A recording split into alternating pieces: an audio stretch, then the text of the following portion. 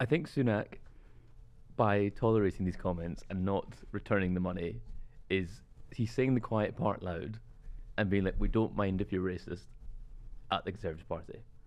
That's what this shows, which everyone kind of knew. But now we're here. The worst part of it was when the story broke, and then there was a day yesterday where I suppose Number 10 were deciding whether they were going to call it racist or whether they were going to call it, I don't know, anti-person hate, similar to the, yeah, thank you. It's actually pro-gun. Pro-gun. Well, you know, it's our Second Amendment right to, yes.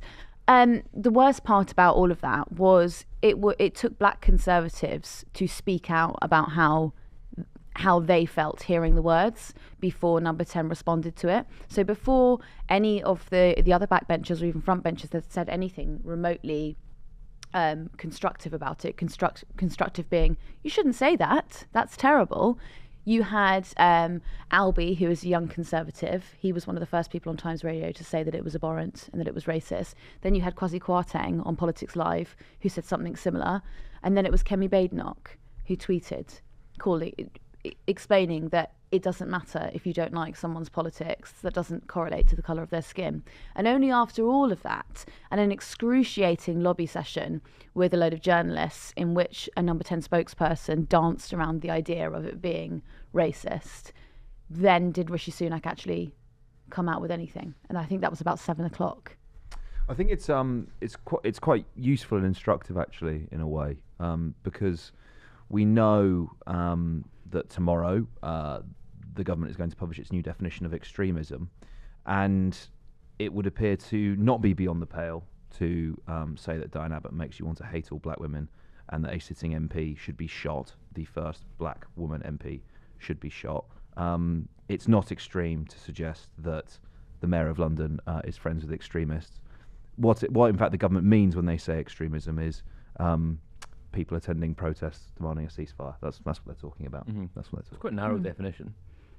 Yeah, which is ironic because Miriam Cates thinks the definition is going to be too broad. Yeah. Yeah. That was a little PM Keys moment as well, wasn't it? But Miriam Cates is standing up for the people on the far right who would like to express some terror.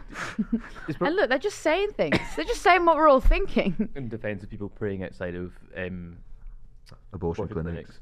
Yeah. Evangelical Christians. Praying outside an abortion clinic. This is another like, case. Jesus Christ, get a job, you know? I think they are retired, mostly, not to be fair to them. I will never be fair to those people. To be fair. To be fair to the maniacs. Yeah. But I think that they're all very old, so I think they don't have jobs anymore. Mm. And they don't. But they don't even have the capacity then to make that decision whether they want to have a child or not. So what's it got to do with that? They've been robbed of it by time, so everyone should be robbed of it. Yeah. I'd quite like to read out the full remarks by Frank Hester, so we can kind of try and get to the bottom of why Rishi Sunak doesn't want to return the money. Mm. I suspect the reason he doesn't want to return the money is because it's £10 million. Because this is a ton of money. And we're talking, I think, election spending limits of being about 35 million quid. So, you know, that 10 million, it's a lot of money, right? People kind of think when we talk about money in politics, your thinking gets clouded by American super PACs with, you know, $500 million or whatever. 10 million bish goes a long way in British politics. Nonetheless, here is what Frank Hester said, and this is in a 2019 meeting at his business headquarters. Honestly, I try not to be sexist, but when I see somebody like, square brackets, the executive, it's like trying not to be racist when you see Diane Abbott on the TV, and you're just like, I hate you. You just want to hate all black women because she's there. And I don't hate all black women at all, but I think she should be shot. The executive and Diane Abbott need to be shot. The Guardian also reported that on a separate occasion in 2019, Hester called everyone who was foreign among his employees to a meeting where he defended himself against online reviews said to be from former staff accusing him of racist remarks. In that meeting, he said, I make a lot of jokes about racism, about our different creeds and cultures, but I just want to assure you that it is just the most abhorrent thing. He added, I want to clear the air and make sure we all know where we are, what we stand for, and we take the piss out of the fact that all of our Chinese girls sit together in Asian corner, which they do. So do you think that Rishi Sunak believes there's enough ambiguity in that statement that he's basically saying, I'm not a racist, but Diane Abbott makes me want to hate all black women? Do you think he's saying, well, he's saying he's not racist, he's just acknowledging, his feelings about Diane Abbott. So that's enough cover. Like it's not cut and dry. He's saying, I don't want to think this thing, but I end up thinking this thing. And you go, okay, well that's actually what he meant. He's expressed himself poorly. So whilst I'm going to come out and say it's racist, I actually don't think it's severe enough for me to return the cash. Or do you think he just wants the 10 million quid so badly that he's prepared to stomach it? Quid, I think there's no ambiguity. Like they absolutely just need the cash. You can. It's there. I've not seen any people really standing by the comments in any way. If you've been condemned by your own party, this is like genuinely detrimental to Rishi Sunak and his government and his party. But you know what's not detrimental? The £10 million that he gave you. You've got to. So they're facing such an uphill battle anyway. You have to take. You don't have to. Rishi Sunak wants that money. Do you remember when? Wait, can you just go on that? I don't. I think it's not just this £10 million. I think it's then if you have to vet everyone else who's donated to the Conservative Party, and then you're like, okay, so he said this. And what did you say in a meeting? Yeah. You said, "Oh, we can't say that word anymore." You said, Steve, you said Tommy Robinson was your hero. Yeah. Yeah, and you used what word? What year was this? 2006. No, we'd stopped using it then. You've named your son Enoch Powell. Yep. Right. Okay, and you've donated in his name. Okay. Signed off. £50 from little Enoch. Do you remember when Rishi Sunak used to say that Keir Starmer was taking money from eco-zealots because Dale Vince donated to the Labour Party and also to Extinction Rebellion?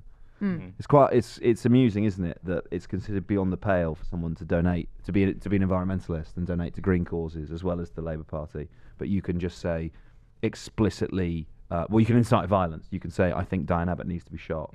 That's fine. See, I don't think you were listening when Miriam Cates was speaking. Sorry, please. Claire, can you clarify? What have I got wrong there? It's very specific forms of extremism. Right. What she said was, it's certain groups and their extremism that is the problem, right? And no one else.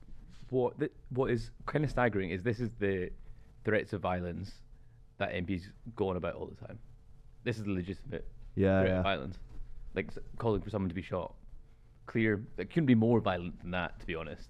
And again, someone who gets the vast majority of abuse of any MP. You know, when MPs get criticised for, I don't know, voting against building houses. Oh right, They're like, "Well, I've been abused." # be kind. I've been. Yes, yeah. This is like, but this goes beyond. It shows how ill-equipped that discourse is for the reality, because this is so beyond the pale of those quite weak limitations, or those quite weak parameters of what's acceptable, and they don't have the balls to be like, well, what the fuck is that? Or they get spoken to in public when they didn't have a planned meeting with a constituent, and the constituent's like, I really don't like your opinion on this.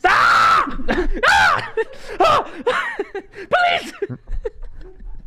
Oh my god, you nearly killed me! Look, I'm not racist against Scottish people, but sometimes Ed Campbell does make me want to shoot him in the fucking face. What the fuck?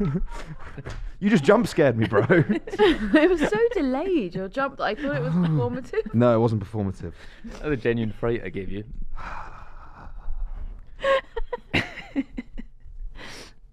I can't wait for that in playback.